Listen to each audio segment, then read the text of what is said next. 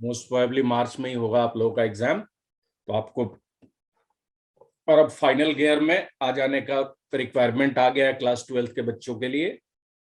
Boards भी होगा, IIT mains भी होगा। आईआईटी मेंस भी सुनने में आ रहा है मार्च में ही होना है। तो पूरी तरीके से पढ़ाई के मोड में आ जाएंगे। चलिए, हम लोग यहाँ पर जो भी पढ़ेंगे बस आप थोड़ा सा उसको रिवाइज कर लेंगे। तो बार बार रिवाइज करने का रिक्वायरमेंट नहीं पड़ेगा। मतलब मेरा कहने का मतलब है, जो पढ़ेंगे उसको मैक्सिमम अगले दिन तक रिवाइज कर लेंगे, बहुत लंबे टाइम के लिए नहीं छोड़ेंगे। केमिस्ट्री में एक यही चीज है, कोई चीज लंबे टाइम के लिए छूट जाता है तो फिर वो केमिस्ट्री रहता ही नहीं, वो हिस्ट्री हो जाता है। हिस्ट्री की तरफ फिर रटना पड़ता है, तो वो काम नहीं करना पड़े आपको, बस इस चीज को ध्यान में रखेंगे। चलिए, आज हम लोग एक बहुत ही आसान सा चैप्टर करेंगे।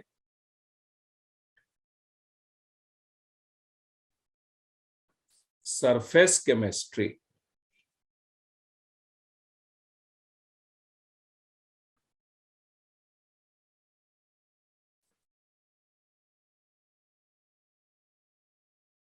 सरफेस केमिस्ट्री, इसमें दो चीजों को पहले हम थोड़ा सा समझ लें।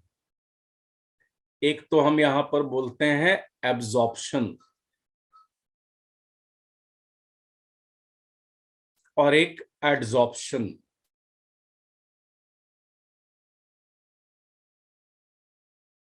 एब्जॉर्प्शन एंड एडजॉर्प्शन, इन दोनों में डिफरेंस क्या है, कौन बताएगा इसको? किस केस में हम बोलेंगे एब्जॉर्प्शन हो रहा है, किस केस में बोलेंगे एडजॉर्प्शन हो रहा है? सर, जब एब्जॉर्प्शन होती है तो सरफेस पर भी पेनिट्रेट होते हैं मॉलिक्यूल्स और पार्टिकल्स, और थ्रू आउट द बल्क भी होते हैं। पर जब एब्जॉर्प्शन होती है तो सिर्फ सरफेस पर ही पेनिट्रेट होते हैं पार्टिकल्स। बिल्कुल सही बात है। जैसे, सर, जो एब्जॉर्प्शन है वो बल्क फिनोमेना और जो एडजॉर्प्शन है वो एक सरफेस फिनोमेना। बिल्कुल सही। Absorption, this is bulk phenomena.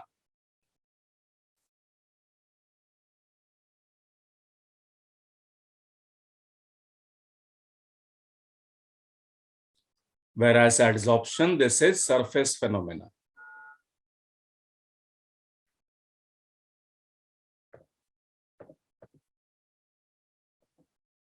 अब जैसे आप मान लीजिए आपने कॉटन को पानी में डाल दिया, तो जो कॉटन है उसमें वाटर जितना सरफेस पर पेनिट्रेट किया उतना ही उसके बल्क में भी पेनिट्रेट कर गया, और concentration of water is through out same in cotton.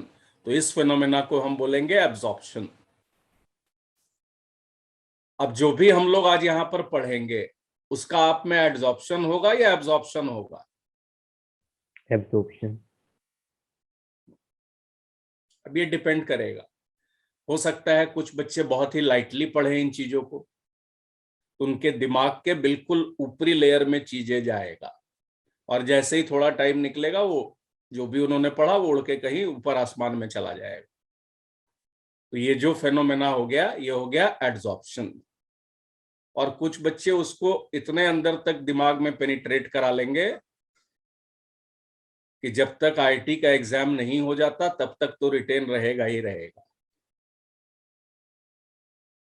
तो यहां पर एड्सॉर्प्शन के साथ साथ एब्जॉर्प्शन भी होगा, और जहां पर एड्सॉर्प्शन एब्जॉर्प्शन दोनों होता है उस फेनोमेना को हम बोलते हैं sorption.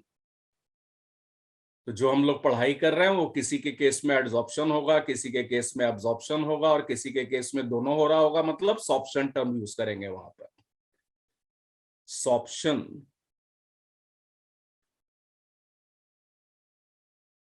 This is adsorption plus absorption.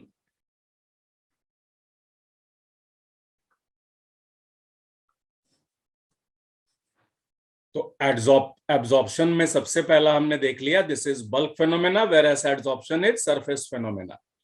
Absorption, this takes place with uniform rate, takes place with uniform rate. Rate का मतलब क्या होता है? स्पीड,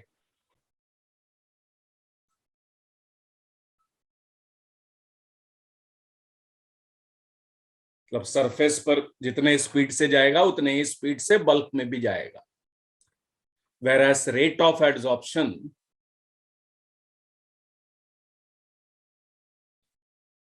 rate first increases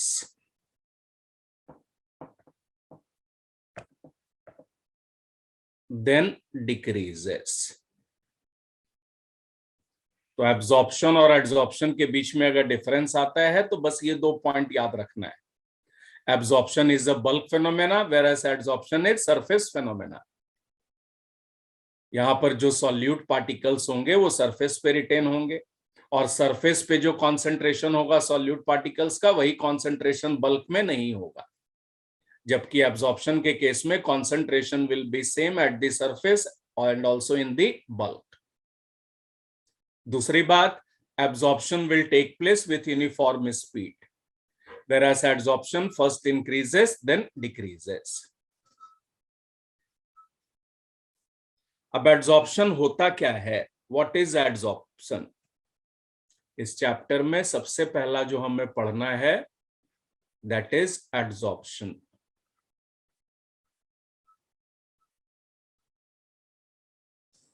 तो एडजॉर्प्शन के केस में जो बेसिक चीजें आपको ध्यान में रखना है, यहां पर जो कम अमाउंट में होगा, नॉर्मल टर्म्स में सॉल्यूशन में जो कम अमाउंट में होता है उसको बोलते हैं सॉल्यूट और जो एक्सेस में होता है उसको बोलते हैं सॉल्वेंट। यहां पर सॉल्यूट को हम बोलेंगे एडजॉर्बेट और जो कम अमाउंट में होगा दैट इज एडजॉर्बेट, और जो एक्सेस में होगा और सॉल्वेंट की जगह पर हम यहां पे टर्म यूज करेंगे एडजॉर्बेंट। जैसे सपोज सॉलिड के सरफेस पर हम गैस का एडजॉर्प्शन देख रहे हैं, सॉलिड के सरफेस पर गैस का एडजॉर्प्शन देख रहे हैं, तो सॉलिड हो गया यहां पर एडजॉर्बेंट और जो गैस है इसको हम बोलेंगे adsorbate.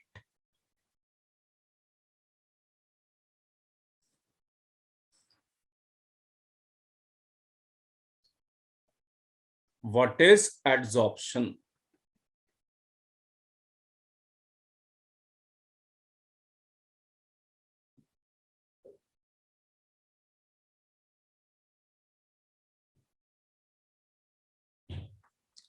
Adsorption, the phenomena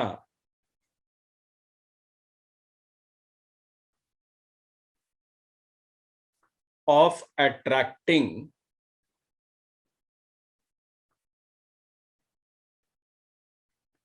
and retaining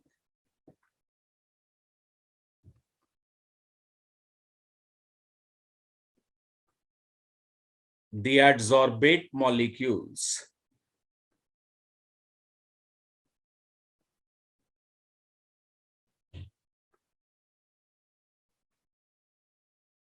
at the surface of the adsorbent।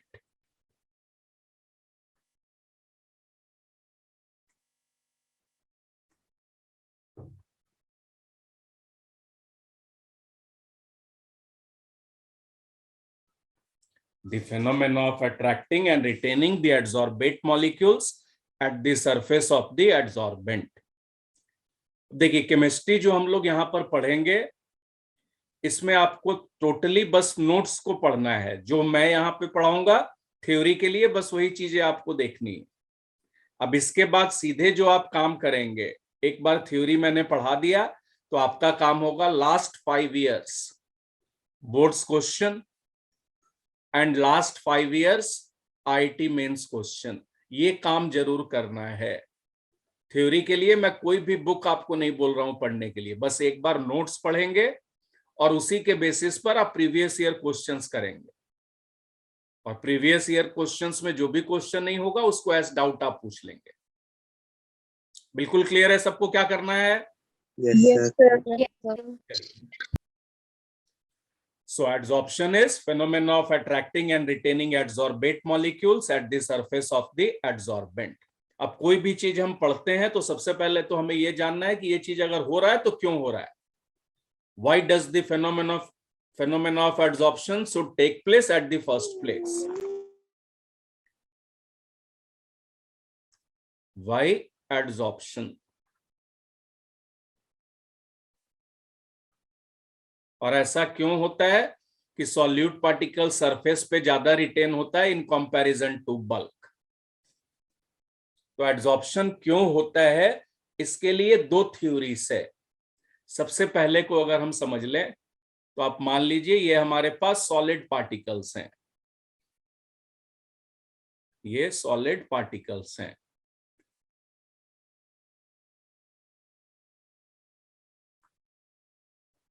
अब सॉलिड का कोई पार्टिकल को अगर हम बल्क में देखेंगे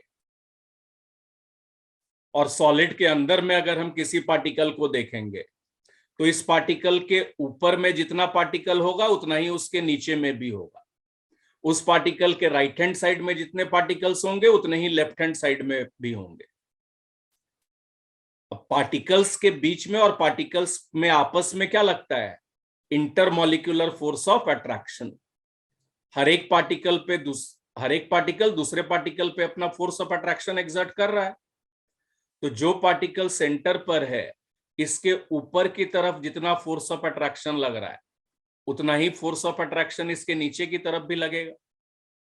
वैसे ही जितना force of attraction right hand side में लग रहा है उतना ही force of attraction left hand side में भी लगेगा. So net force of attraction acting on a particle in bulk, this will be 0.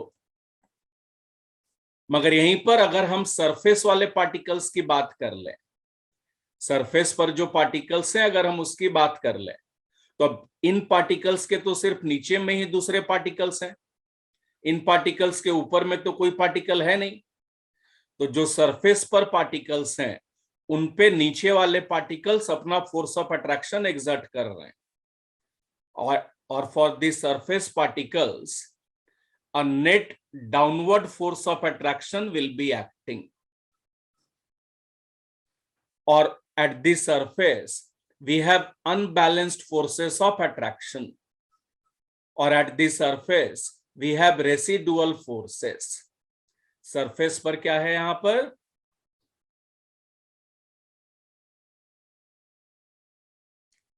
unbalanced forces of attraction.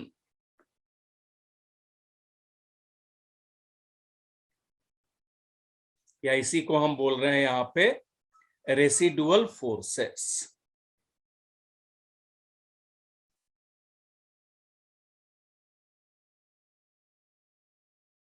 So at the surface residual forces will be acting.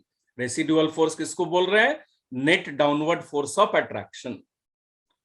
अब यहां पे force of attraction को balance करने के लिए surface particles क्या करेंगे, to balance the net force of attraction the surface particles will retain adsorbate particles at the surface.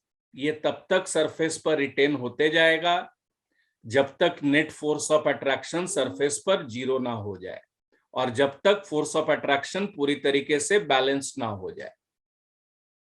तो एड्सॉर्प्शन का पहला कारण हमने क्या देख लिया, सॉलिड के सरफेस पर unbalanced forces of attraction present होता है और सॉलिड के सरफेस पर रेसिडुअल फोर्सेस आर प्रेजेंट. इन्हीं फोर्स ऑफ अट्रैक्शन को बैलेंस करने के लिए particles are retained at the surface और particles are adsorbed at the surface. ये सब मैं लिखवा दूंगा, पहले मैं आपको कारण समझा दूं यहां पर. तो इसको मैं यहां पे लिख लूं, अगर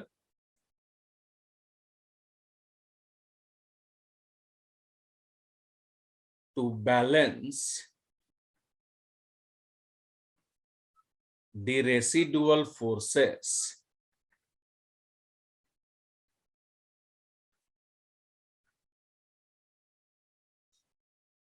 at the surface,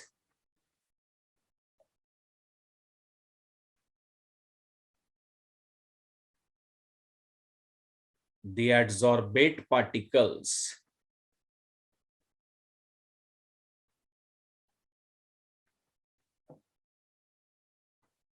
are retained by van der Waals forces of attraction.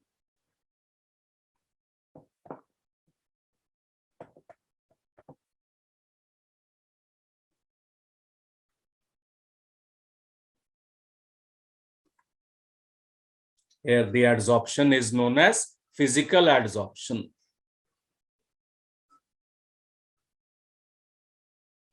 Here the adsorption is known as physical adsorption.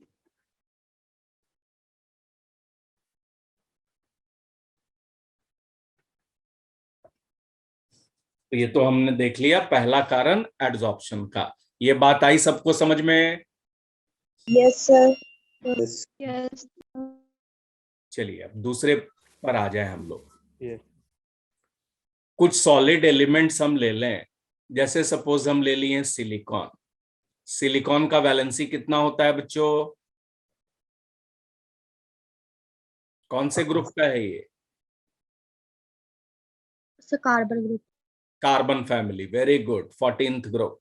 और 14th ग्रुप का वैलेंसी क्या होता है? 4। So this will B tetravalent.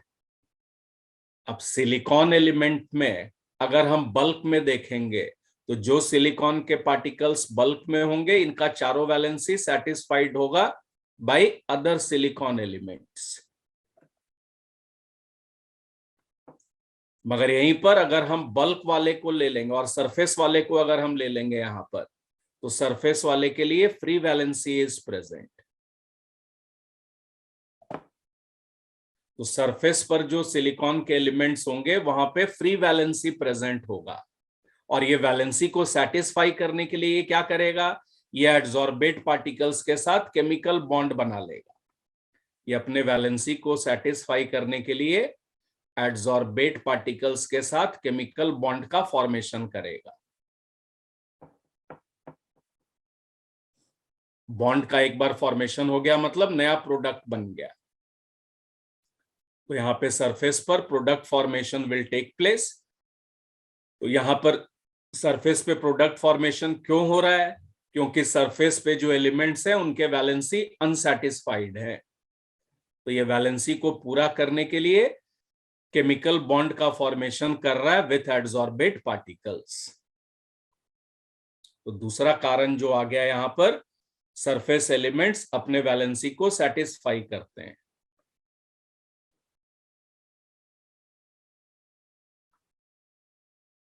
In case of certain elements,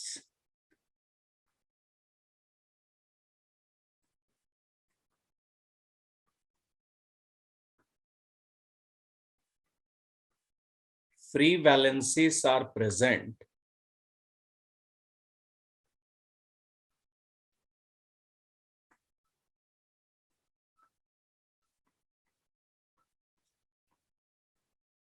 at the surface.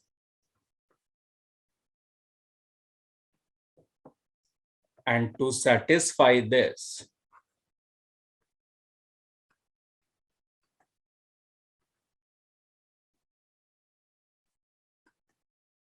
it forms chemical bond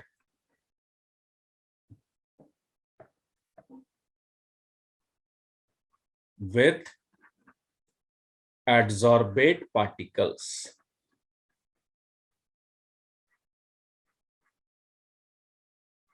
यहां पर जो adsorption हो रहा है इसको हम बोलते हैं केमिकल एडसॉर्प्शन।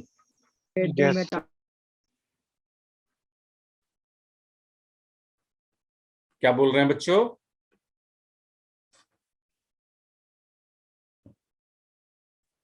जहां पर वैलेंसी सेटिस्फाई होने के लिए केमिकल बॉन्ड का फॉर्मेशन होगा उसको हम बोलेंगे केमिकल एडसॉर्प्शन।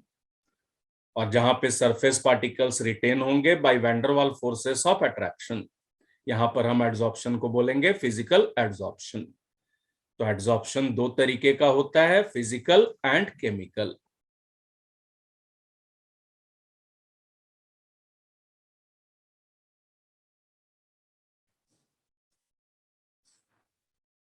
आप लोग लिख रहे हैं साथ में? Yes, Yes. sir. Yes, sir.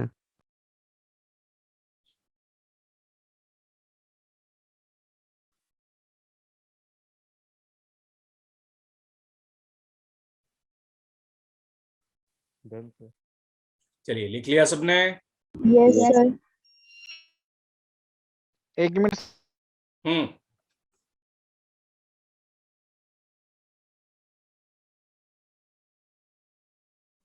Done sir. Okay.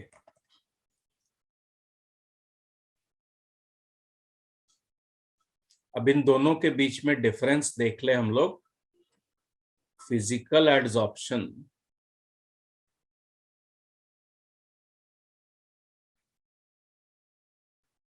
Physical adsorption या इसी को हम बोल सकते हैं फिजियोसॉर्प्शन।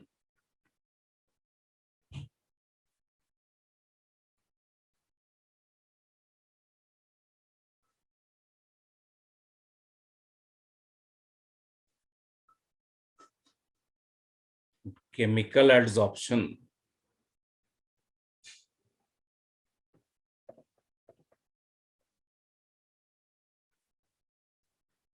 या इसी को हम बोलते हैं chemisorption.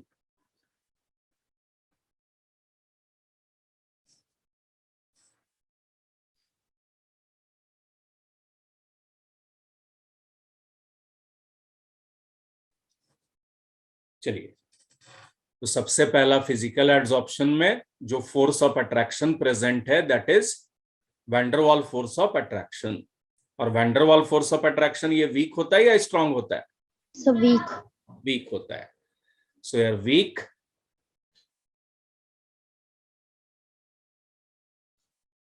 वैंडरवाल forces of attraction is present.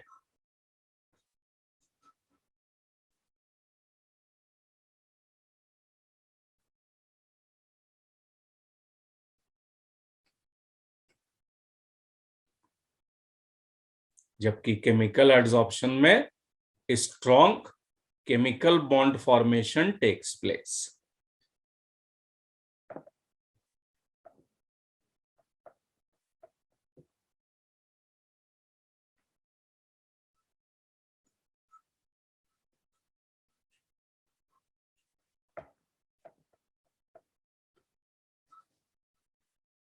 अब जहां पर भी फोर्स ऑफ अट्रैक्शन डेवलप करेगा या केमिकल बॉन्ड का फॉर्मेशन होगा, बॉन्ड का फॉर्मेशन होता है तो एनर्जी रिलीज होता है या एब्जॉर्ब होता है?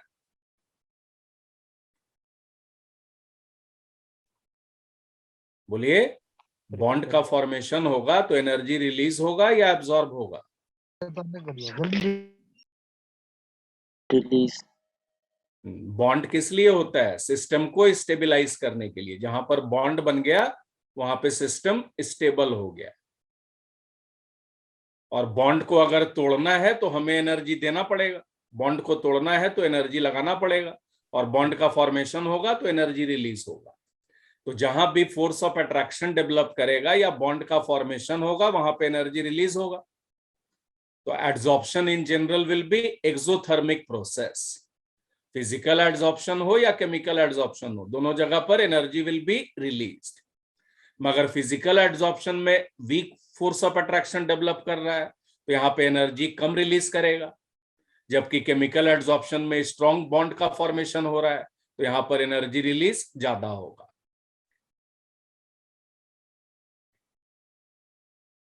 Energy released is less.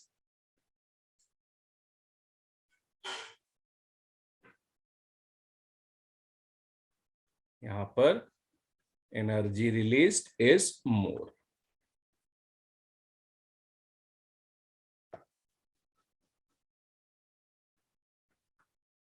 तीसरे पॉइंट पर आ जाइए।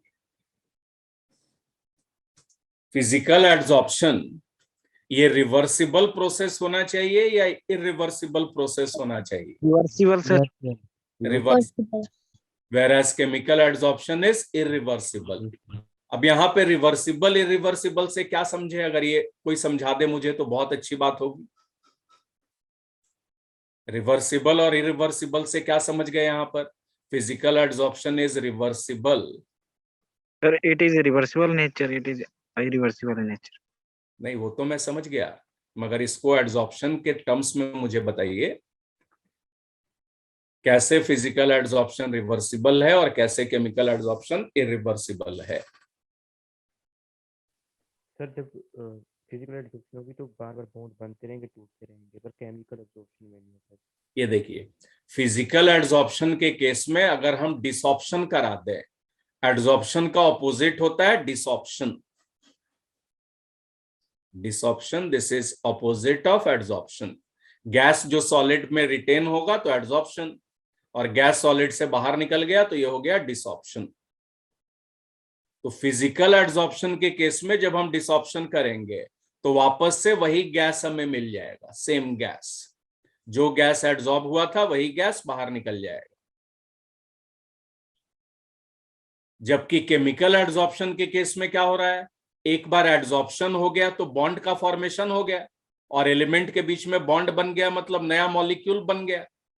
तो एक बार बॉन्ड बन गया तब तो नया प्रोडक्ट का फॉर्मेशन हो चुका है। तो अब यहां पर अगर हम बॉन्ड को तोड़ेंगे भी तो भी हमें वही एडसॉर्बेट पार्टिकल नहीं मिलेगा जिसका एडसॉर्प्शन हुआ था। सो chemical adsorption is irreversible process, क्योंकि यहां पे अगर हम डिसॉर्प्शन कराएंगे तो वापस से वही एडसॉर्बेट पार्टिकल्स नहीं मिलेगा, जबकि फिजिकल एडसॉर्प्शन में डिसॉर्प्शन कराएंगे तो वही एडसॉर्बेट पार्टिकल्स मिल जाएगा। So physical adsorption is reversible. आई बात समझ में? Yes, sir. Yes. चलिए, सर Yes, sir. अब बताइए किस केस में यूनिमॉलिक्यूलर लेयर का फॉर्मेशन होगा और किस केस में मल्टीमॉलिक्यूलर लेयर का फॉर्मेशन होगा? सब फिजिक्स ऑप्शन में यूनिमॉलिक्यूलर और ये केमिकल देखिए, में मैंने मल्टी बनाया भी मॉलिक्यूलर। यहाँ पर। फिजिकल एडसॉर्प्शन में तब तक लेयर्स बनते जाएंगे, एक के ऊपर दूसरा लेयर तब तक आते जाएगा जब तक सरफेस पे नेट फोर्स ऑफ अट्रैक्शन 0 ना हो जाए। तो फिजिकल एडसॉर्प्शन में मल्टी मॉलिक्यूलर लेयर बनेगा, जबकि केमिकल एडसॉर्प्शन में एक बार बॉन्ड का फॉर्मेशन हो गया बाय सरफेस एलिमेंट, तब तो इसका वैलेंसी ऐसे ही पूरा हो गया।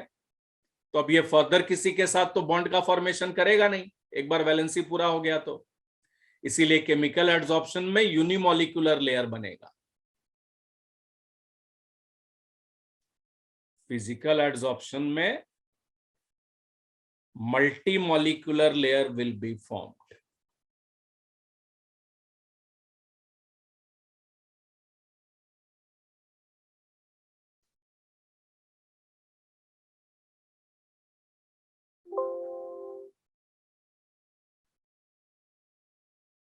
जबकि केमिकल एडसॉर्प्शन में unimolecular layer will be formed.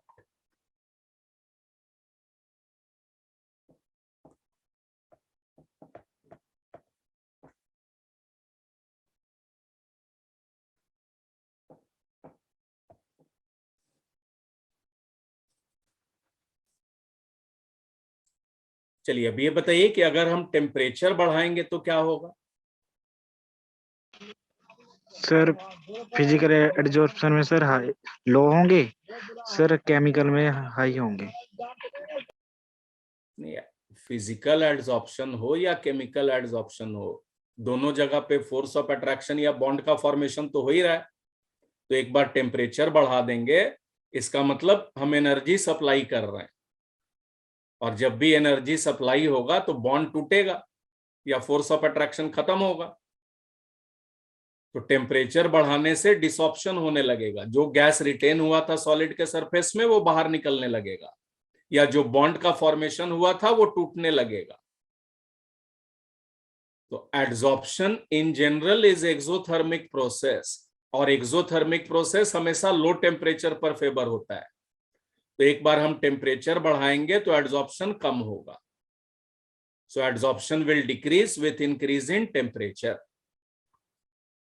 Physical adsorption temperature बढ़ाने से लगातार ही कम होता है, मगर केमिकल एड्सॉर्प्शन इनिशियली टेम्परेचर बढ़ाने से बढ़ जाता है। केमिकल काइनेटिक्स पढ़ा है आप लोगों ने? Yes sir. केमिकल काइनेटिक्स पढ़ा है। तो इफेक्टिव कॉलिजन के लिए वहां पे आपने पढ़ा होगा कॉलिजन थ्योरी के अंदर में कि 2 कंडीशन रिक्वायर्ड होता है। एक तो जब भी कॉलिजन जो होना चाहिए इफेक्टिव कॉलिजन के लिए वो प्रॉपर एनर्जी के साथ होना चाहिए। जब तक प्रॉपर एनर्जी के साथ कोलाइड नहीं करेगा तब तक बॉन्ड का फॉर्मेशन नहीं होगा।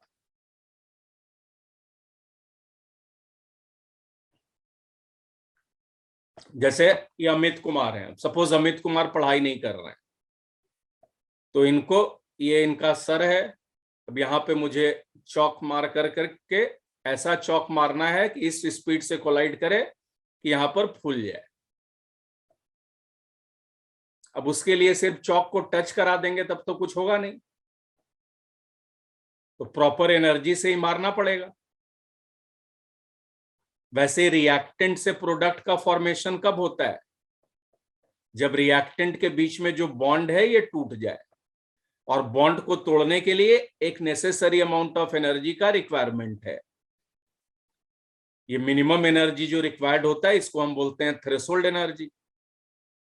तो जब तक प्रॉपर एनर्जी के साथ कॉलिजन नहीं होगा तब तक इफेक्टिव कॉलिजन नहीं हो पाएगा। तो 5th पॉइंट में हम यहां पे लिख लें, physical adsorption decreases with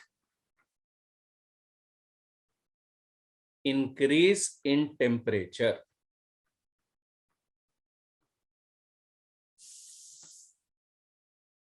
Chemical adsorption first increases,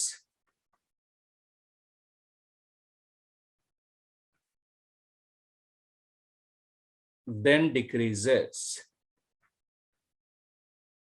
with increase in temperature.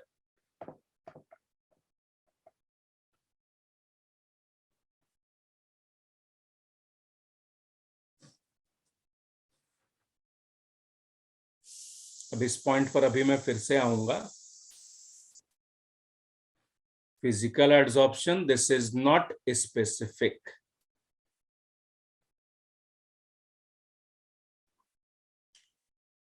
कोई सा भी गैस हो उसका एड्सॉर्प्शन हो सकता है सॉलिड के सरफेस पर, मगर केमिकल एड्सॉर्प्शन में तो बॉन्ड का फॉर्मेशन होना है, और बॉन्ड का फॉर्मेशन किसी के साथ तो होगा नहीं जो प्रॉपर वैलेंसी सेटिस्फाई करे, और जितना वैलेंस इलेक्ट्रॉन चाहिए उतना ही अगर सप्लाई करेगा तभी वो बॉन्ड का फॉर्मेशन कर पाएगा।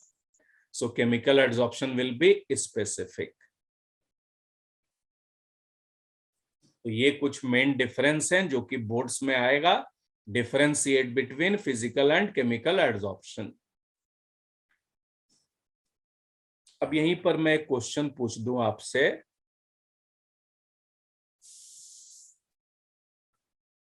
why chemical adsorption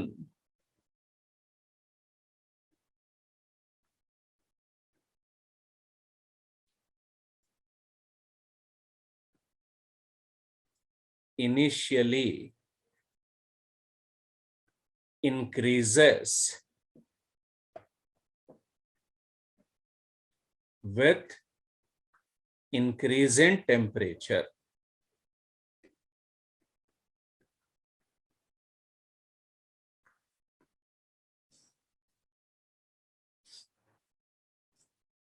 क्या बताएंगे कारण?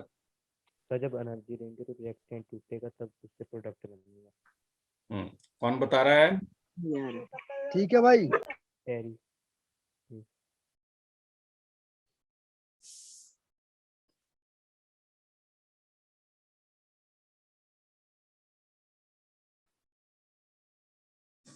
चलिए मैं आपको एक एग्जांपल दे दूं यहां पर कि सपोज ये अंशिता को पढ़ाई करनी है आईआईटी दिल्ली में।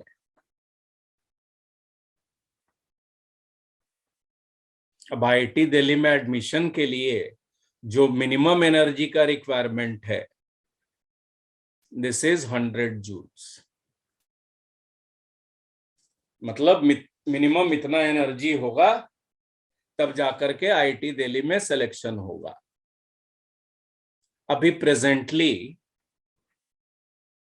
अंशिता ने जितनी पढ़ाई की है, पढ़ाई को हम इन एनर्जी के टर्म्स में देख रहे हैं यहाँ पे। तो अभी प्रेजेंट लेवल के हिसाब से अंशिता का जो एनर्जी है this is 80 joule.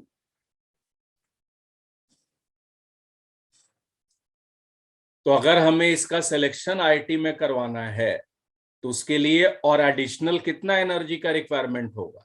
20 joule. 20 joule. 20 joule. 20 joule. अब ये जो एडिशनल एनर्जी हमें देना पड़ा, इसको हम बोलते हैं कौन सा energy? Activation. Activation energy. Very good. मतलब अंशिता को एक्टिवेट करने के लिए, किसके लिए एक्टिवेट करना है? आईआईटी दिल्ली में एडमिशन के लिए। जो एनर्जी, एडिशनल एनर्जी का रिक्वायरमेंट है दैट इज 20 जूल। वैसे ही हम मान लें, एक दूसरा एग्जांपल ले लें यहां पर, यह है तमन्ना। तमन्ना का प्रेजेंटली सपोज एनर्जी है 60 जूल। तो इसको अगर आईआईटी दिल्ली में पहुंचाना है तो इसको एडिशनल और कितना एनर्जी देना पड़ेगा?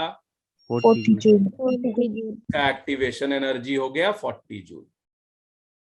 तो एक्टिवेशन एनर्जी अगर ज्यादा है तो इसका मतलब क्या होगा? एडिशनल एनर्जी ज्यादा का रिक्वायरमेंट है, और ज्यादा एडिशनल एनर्जी का रिक्वायरमेंट अगर है तो प्रोसेस होना आसान होगा या मुश्किल होगा? तो मुश्किल। मुश्किल हो जाएगा। और एक्टिवेशन एनर्जी का वैल्यू अगर कम है, मतलब कम ही एडिशनल एनर्जी चाहिए, तो वैसा प्रोसेस होना आसान होगा।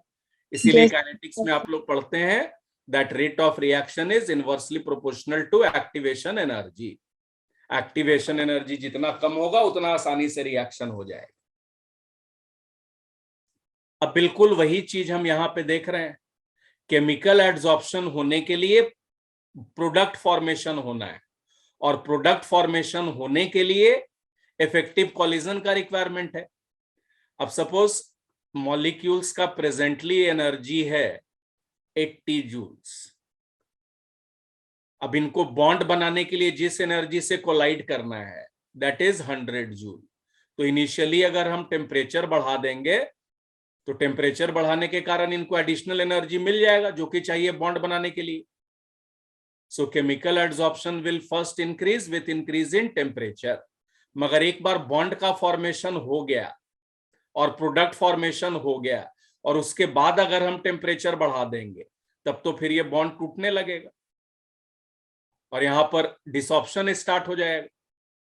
सो chemical adsorption will first increase with increase in temperature and will then decrease. मगर फिजिकल एड्सॉर्प्शन लगातार टेम्परेचर बढ़ाने से कम ही होगा। So why chemical adsorption initially increases with increase in temperature? This is due to requirement of activation energy.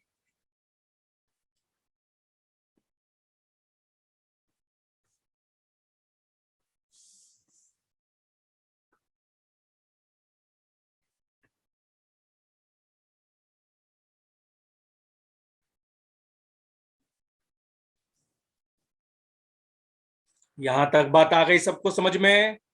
Yes, sir. Yes, sir. Yes, sir.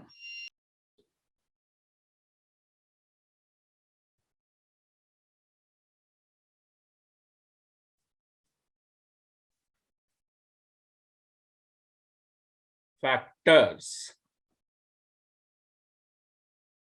affecting adsorption.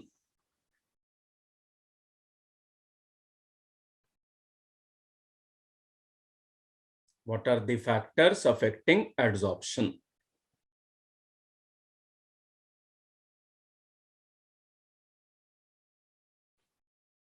चलिए अब आगे बढ़ने से पहले एक दो बच्चों से बात कर लें हम। अमित कुमार।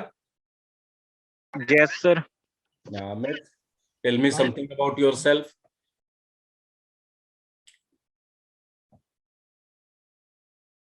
किस स्कूल में पढ़ते हैं बच्चे आप? Sir government senior secondary school इस पर कौन से जगह पे? उन्ना डिस्ट्रिक्ट हिमाचल प्रदेश में। मध्य प्रदेश? हिमाचल प्रदेश। अच्छा, Himachal Pradesh. Anshita? Yes, sir. Sir, Anshita from school, Government Girls Senior Secondary School, Bilaspur, Himachal Pradesh. Bilaspur, Himachal Pradesh. मतलब हिमाचल में अभी क्या है मौसम, वेदर कैसा है उधर का? ठंड बहुत ज्यादा है? Sir, normal है। नॉर्मल है, चलिए बहुत अच्छी बात है। मैं अपने बारे में भी बता दूं आप लोग को, हर दिन 2-2, 3-3 बच्चों से बात करते रहूंगा मैं पिछले 22 ईयर से कोचिंग फील्ड में हूं और ऐसा कोई भी इंस्टीट्यूट नहीं है जिसमें मैंने नहीं पढ़ाया। नारायणा, चैतन्य, ये सब का मैं एकेडमिक हेड रह चुका हूं।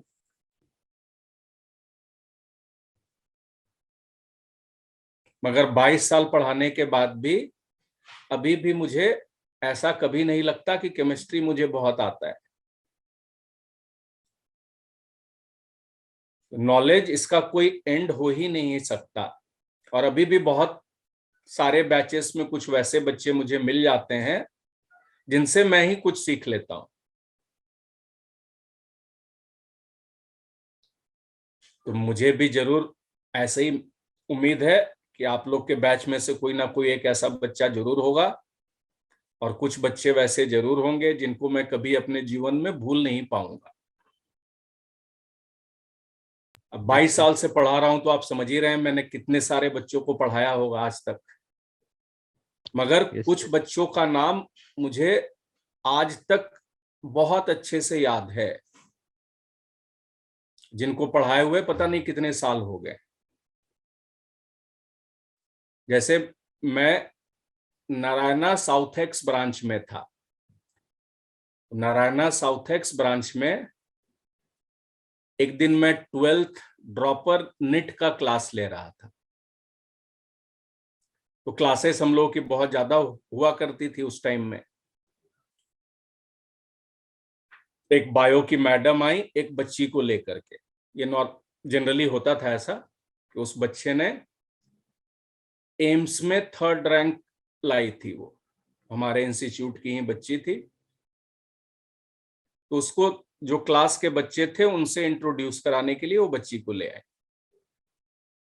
तो हमें भी लगा कि चलो अब थोड़ा टाइम मिल जाएगा, मैं रेस्ट कर लूंगा जाकर के फैकल्टी रूम में।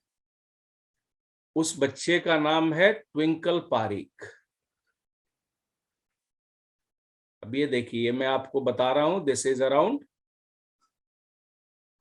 2013, यही होगा, ये 2013 के आसपास की मैं बात बता रहा हूं आपको। ट्विंकल पारिक बच्चे का नाम था, पार्टिकल मैंने लिख दिया है। अब ये बच्ची जब बोलना चालू की क्लास में तो मैं अपनी जगह से फिर हिल भी नहीं पाया।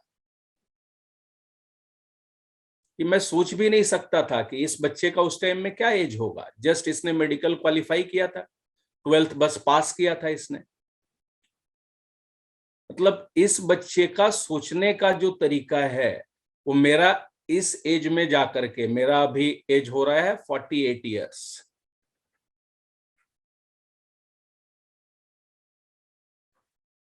तो ये जो 12th पास बच्ची का जो सोचने का तरीका था वो एटलीस्ट उतना तो था ही जो कि उसके डबल एज के लोगों का भी नहीं होगा।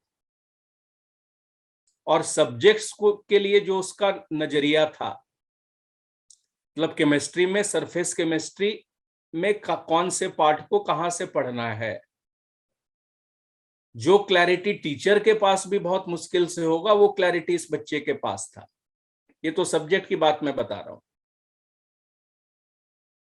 वैसे ही टीचर से आपको क्या सीखना है वो भी ये बता रही थी। कौन सा पार्ट एनसीईआरटी से पढ़ना है, कौन सा पार्ट टीचर के नोट से पढ़ना है। तो सब्जेक्ट मैटर तो था ही, अब किसी का एम्स में अगर सिलेक्शन हो जाए तो ये अपने आप में ही बहुत बड़ी बात होगी। बहुतों का ड्रीम होता है एम्स में सिलेक्शन हो जाना, मगर ये बच्ची का जब एम्स में सिलेक्शन हुआ तो इसके फादर सबसे पहले जा करके जो वहां के प्रिंसिपल थे उनसे यही बात किया कि हमारी बच्ची आपका रेगुलर क्लास नहीं कर पाएगी। क्यों? क्योंकि इसका दूसरे कंट्रीज में, अमेरिका में, इंग्लैंड में रिसर्च भी चल रहा है साथ में। मतलब ये बच्ची अपने एज के बच्चों से कम 15 से 20 साल तो आगे थी ही थी। दूसरी बात, इसने क्लास 9th के साथ साथ क्लास 11th कर लिया था, क्लास 10th के साथ क्लास 12th कर लिया था। इस बच्ची के जो फादर हैं वो इंडिया का अभी एक लीडिंग इंस्टीट्यूट है, मैं नाम नहीं बोलूंगा आपको, कोटा में है, और उसके वन ऑफ द डायरेक्टर हैं। मगर वो बच्चे को इंस्टीट्यूट में ना पढ़ा करके एक उसको पीजी में रखे थे और नारायणा भेजते थे बच्चे को पर्सनल टीचर्स के पास, और वहां पे बस वो बैठ करके टेस्ट देती थी बच्ची और टीचर से अपना डाउट्स पूछती थी। जब एग्जामिनेशन का कॉम्पिटिटिव एग्जाम्स में 3 से 4 महीने बचे रह गए तो इस बच्ची के पास कुछ पढ़ने के लिए था ही नहीं, सब कुछ पढ़ लिया था इसने। तो इसने अपने फादर से बोला, तब तक उसके पास ना तो कोई एक सिंपल सा मोबाइल था, ना घर में कोई एंटरटेनमेंट का चीज लगा हुआ था। उस दिन जब एग्जाम में 3-4 महीने बचा हुआ है तो उसके घर में टीवी लगा, जो भी उसने मांगा एंटरटेनमेंट के लिए सब उसके फादर ने लाके दे दिया उसको। लास्ट 3-4 महीने इसने कुछ नहीं पढ़ा, और जब एग्जाम हुआ तो उस वक्त अलग अलग एग्जाम होता था, बीएचयू मेडिकल अलग होता था, सीपीएमटी होता था, डीपीएमटी होता था, जितने भी मेडिकल के एंट्रेंस एग्जाम्स हुए सब में वो टॉप 5 में थी। तो मैं इसका कहानी आप लोग को आज क्यों सुनाया? सर मोटिवेट करने के लिए कि आप भी जैसे इस बार आईआईटी का एग्जाम देंगे या कोई भी कॉम्पिटिटिव एग्जाम देंगे, इंजीनियरिंग में है मतलब कॉम्पिटिटिव एग्जाम देने के लिए है, तो ऐसे ऐसे कुछ बच्चों से पाला पड़ना ही है। ऐसे बच्चे हर साल होते हैं जिनके साथ आपको compete करना है और जिन्होंने 10th में ही 12th कर लिया है। तो जो टाइम में ये रिलैक्स करने वाले हैं, अब इन टाइम में आपको एज लेना है उनसे। और ये अब तो ये उतना डिफिकल्ट एग्जाम रह ही नहीं गया है, और खास करके ये कोरोना पीरियड से अब चीजें और आसानी होते जा रहे हैं। तो आप बिल्कुल फोकस्ड पढ़ाई कीजिए और टारगेट ओरिएंटेड पढ़ाई कीजिए। पढ़ने से ज्यादा जरूरी आपको ये जानना है कि क्या चीजें आपको नहीं पढ़नी है, क्योंकि टाइम लिमिटेड है।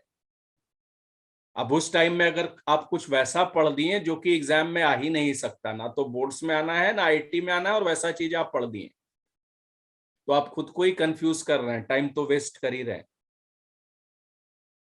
तभी मैंने आपको बोला, बस एक ही मैंने आपको टास्क दिया है कि कोई भी चैप्टर कंप्लीट होता है, लास्ट 5 ईयर का बोर्ड का एग्जाम का पेपर और लास्ट 5 ईयर आईआईटी मेंस का पेपर, ये आप कर लेंगे, फिर सीधे दूसरे चैप्टर में प्रोसीड कर जाएंगे। तब तक तीसरा काम नहीं करेंगे जब तक सारे 12th के चैप्टर्स में जो बोर्ड्स में आना है एटलीस्ट अभी सेकंड टर्म में, वो सारे चैप्टर्स के जब तक ये 2 काम आप ना कर लें तब तक किसी दूसरे काम में ना लगे। चलिए अब वापस से हम लोग आ जाएं, फैक्टर्स अफेक्टिंग एड्सॉर्प्शन। इसमें सबसे पहला हम लोग बात कर लेंगे एड्सॉर्बेंट का।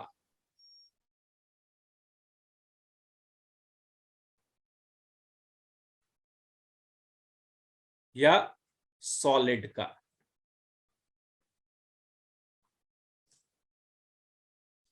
Adsorption is a surface phenomena. तो सबसे पहला हम बोल सकते हैं यहां पर दैट रेट ऑफ एड्सॉर्प्शन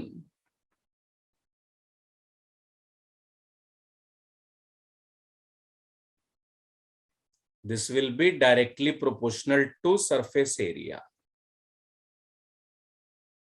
जितना ज्यादा सरफेस मिलेगा उतना ज्यादा सरफेस पर गैस रिटेन हो पाएगा। तो अच्छा एड्सॉर्बेंट कौन सा होगा, जो क्रिस्टल फॉर्म में होगा या जो पाउडर्ड फॉर्म में होगा?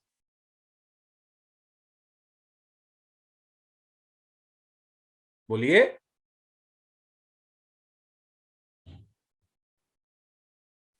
अच्छा एड्सॉर्बेंट कौन सा होगा, या सरफेस एरिया ज्यादा कहां पर होगा, क्रिस्टलाइन फॉर्म में या पाउडर्ड फॉर्म में? Sir powder. पाउडर्ड फॉर्म में। जितना छोटा से छोटा पीस में करते जाएंगे मतलब उतना ज्यादा सरफेस एरिया बढ़ा रहे हैं।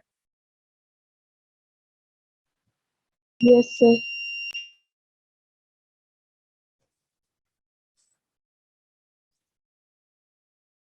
So adsorbents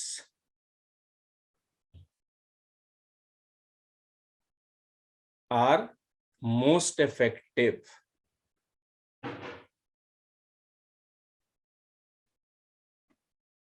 in powdered form.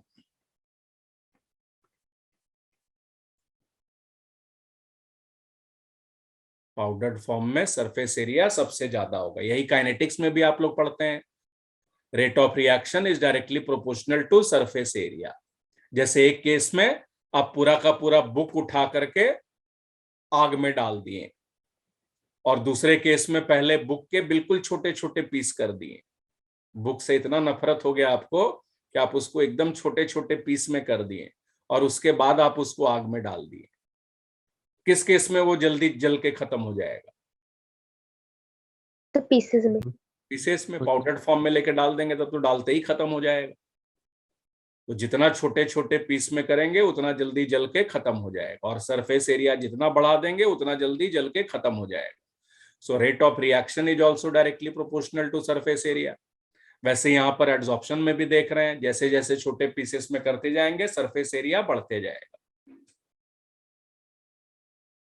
दूसरी बात, more is porosity of the solid. Solid जितना ज्यादा पोरस होगा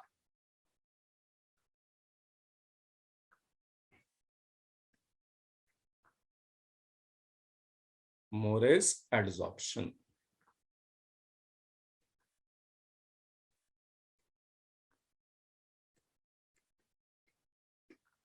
More is porosity of the solid, more is adsorption. So activated charcoal,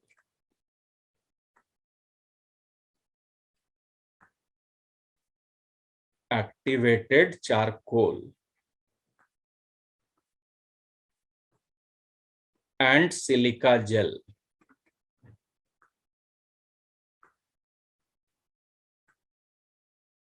are very good adsorbents.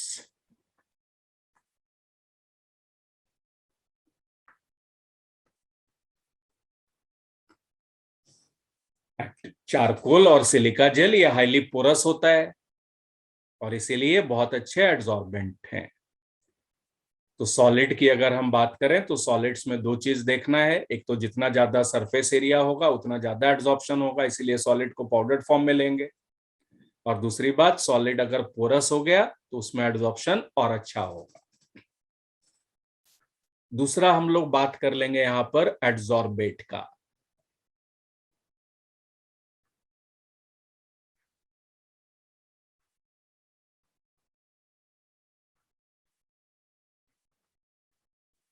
या हम लोग बात कर लेंगे यहां पर गैस का। अब कौन से गैस ज्यादा एड्सॉर्ब होगा, कौन सा गैस कम एड्सॉर्ब होगा? अब देखिए यहां पर सपोज एक जगह पर एक गैस जब एड्सॉर्ब हुआ,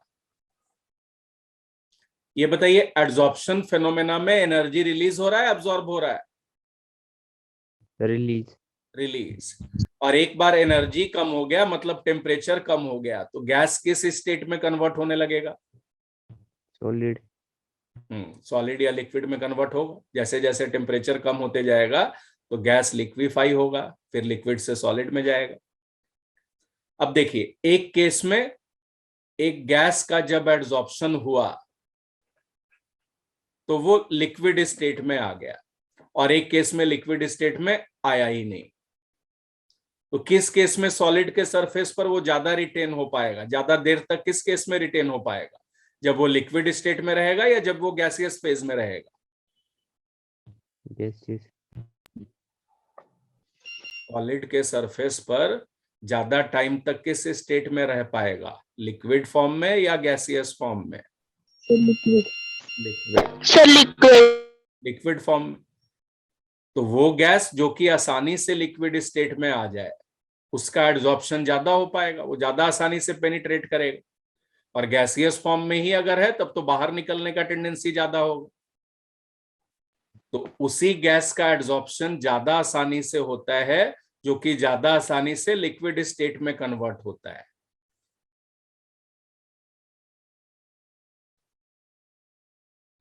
easily liquefiable gases,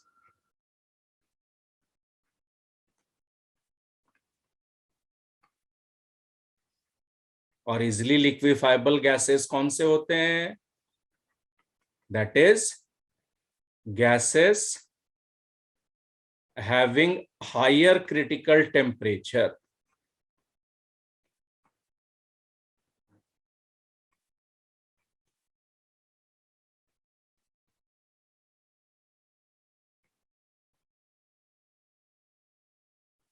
are adsorbed more.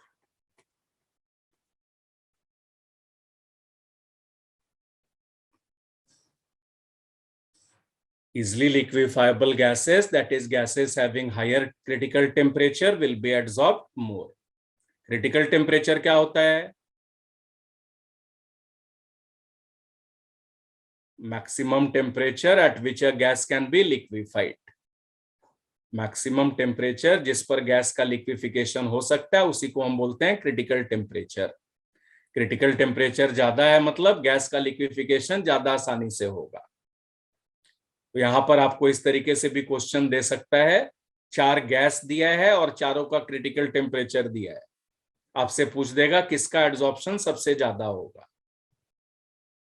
तो जिस गैस का क्रिटिकल टेम्परेचर मैक्सिमम है उसी का एड्सॉर्प्शन सबसे ज्यादा होगा, और जिस गैस का क्रिटिकल टेम्परेचर मैक्सिमम है वही सबसे आसानी से लिक्विफाई होगा।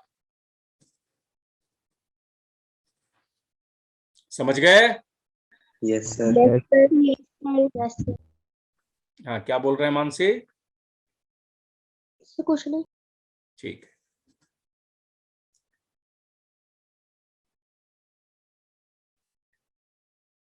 तीसरा हम लोग देख लेंगे यहां पर टेम्परेचर।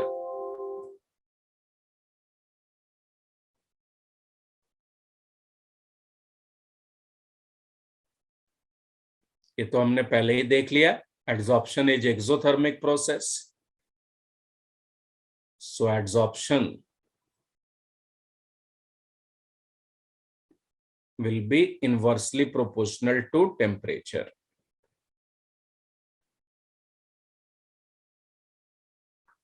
कारण क्या है? Adsorption is exothermic process.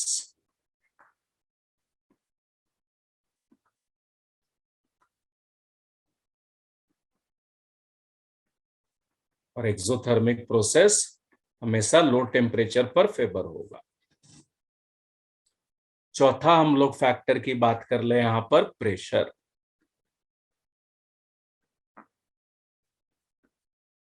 अब मान लीजिए एक केस में गैस का प्रेशर ज्यादा है 40 एटमॉस्फेयर्स, और एक केस में गैस का प्रेशर है 1 एटमॉस्फेयर्स। प्रेशर ज्यादा है इसका मतलब ज्यादा फोर्स से कोलाइड कर रहा है सॉलिड के सरफेस के साथ। किस केस में ज्यादा आसानी से पेनिट्रेट करेगा? जब ज्यादा प्रेशर होगा या जब कम प्रेशर होगा? ज्यादा प्रेशर होगा। So adsorption will be directly proportional to pressure.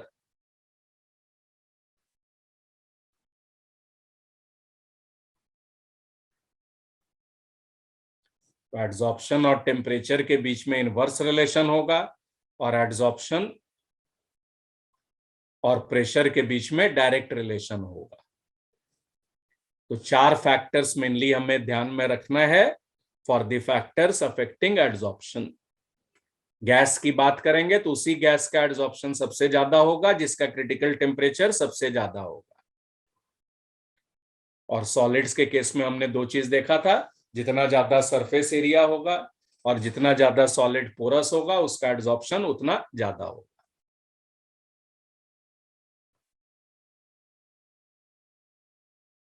चलिए, अब आज अभी तक जो भी पढ़ा है इसमें कोई भी डाउट है तो पूछ लीजिए उसको। No sir. No, sir. No, sir.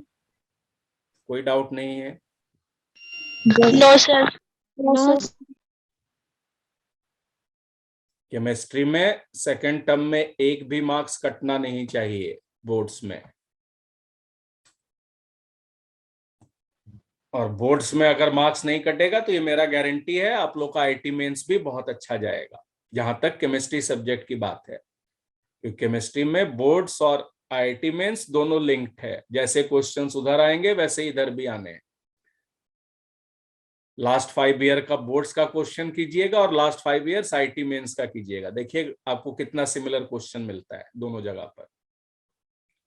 तो बस पढ़ाई करनी है अच्छे से और आपको कुछ नहीं सोचना। डाउट्स आप कहीं से भी कुछ भी पूछ सकते हैं मेरे से, आपको पूरी तरीके से फ्रीडम है। कोई भी चीज आपको परेशान कर रहा है तो उसका डाउट आप जरूर पूछ लेंगे। Yes sir. Yes, sir. Yes, sir. चलिए, तो आज हम लोग बस यहीं तक पढ़ेंगे क्योंकि अगला अब हमें स्टार्ट करना है एड्सॉर्प्शन आइसोथर्म।